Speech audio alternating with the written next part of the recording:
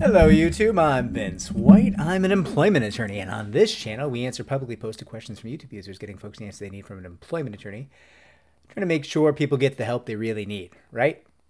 So we have, I'm going to really work to protect this person's anonymity here, but someone called me and they were having some trouble. Don't call me with your questions. Don't do it. I'm not going to answer your question. I can't take all the calls. There's too many calls. I just can't. I can't. There's not enough time in the day. All right. You got to post your questions publicly. But I ended up talking to this person for, a good amount of time. And I wanted to help. So anyways, this person, very clear to me, was the victim of discrimination on the basis of his heritage. And he had been talking to a lot of attorneys. He hadn't found the help that he needed. And he was concerned. He was like, "Listen, talk to a lot of attorneys. They're not hearing me out. They're not listening to me. They're not interested in my case. What's going on?" And I had a couple thoughts because I've been listening for a little while, and a lot of what I was hearing was about like safety violations and sanitation violations and like cash handling and stuff like that. And like I'd been listening for a while, so I knew that there was a case there, but I also knew, let's be real, the average employment attorney is not going to sit there and listen to you like that, right? They don't have the time. Like there's not enough employment attorneys in the country. You should all go and become employment attorneys. The world needs more employment attorneys. But the volume of calls that the average employment attorney gets is like, it's too much, right? I mean, here, like, listen, it's like 7:40 p.m. I haven't had my dinner yet, and I'm making this video on a Friday night before I go get dinner because there's not enough time in the day, right? So the average employment attorney is gonna be like, okay, cool. So cash handling, sanitation issues, yeah, get out. I don't want that case, right? No offense, sir. No offense. This is the point. We're trying to get this case. Those are all valid concerns. You care about the business. You care about the health of your customers. You care about the safety of your employees. These are all admirable things. They're not useful in a pitch to an employment attorney who wants to take your case in a contingency and wants to listen to you for 5 to 8 minutes at most, right? That's what a lot of firms are going to put into one of these calls if they're having an attorney actually get in line with you at all. If it's a non-attorney, they might give you more time, but they might. It's not even fair to say. I would say our non-attorneys have a very great depth of understanding of these claims. So I'm not going to say that. So this person, I said, listen, let me help you find local counsel if I can, if I'm able. And they sent me, five solid paragraphs. So, a couple hundred words on their case. And what I said was, let me put it together as a pitch. Let me restructure this into some really nice, hit points, some highlights for an attorney, for an employment attorney, right? And that's what I did. And I'm going to read it. I'm going to read it into the video right here. I'm going to post this video. And what I want you to take away from this, if you're not this person, because if you're this person, I want you to take away that this was useful. I hope this is useful in some way, right? I hope that the takeaway from this is like, I got a pitch now. Maybe I can find the counsel I want at the price point I want, right? That'd make me happy. But if you're not this person, what I want you to take away is keep it simple. Keep it fast. Hit the magic words, right? That's what you want to do. So here's what I came up with as my pitch on this case. In my role as supervisor, I experienced the multiple comments and slurs directed both at Mexican people and Hispanics in general. As a blank person, because I don't know what this person's heritage is, I feel and I also don't know what their national origin is. I don't, but I believe those are the protected classes in play here. So as a blank person, I feel these comments were not only directed at me, but were specifically meant to undermine me as a manager.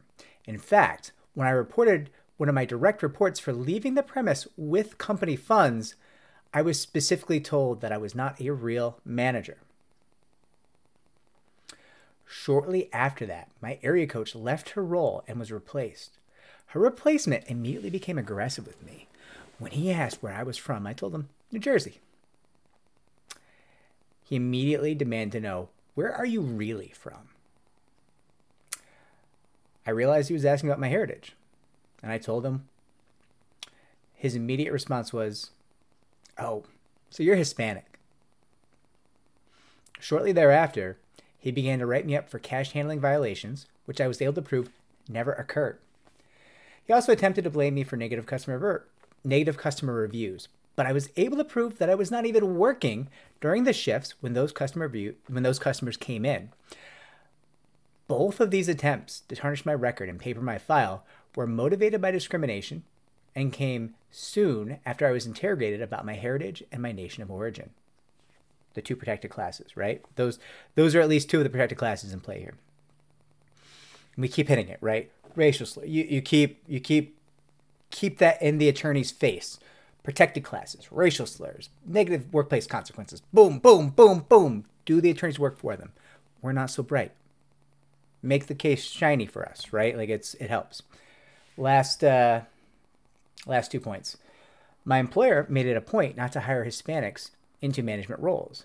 And any review of the many managers working for my employer within the state will reflect that persons of color were not allowed to rise to the full management level. I actually found correspondence between upper-level Caucasian employees in which they were planning out how to create a false appearance of workplace mistakes and accused me of them in order specifically to cause my termination. Now listen, I'm reading that off quick. You can make that nicer, right? This is something I put together in about 10 minutes, right? Maybe 5. I don't know. I'm hungry. But what does it do? Super short, super concise.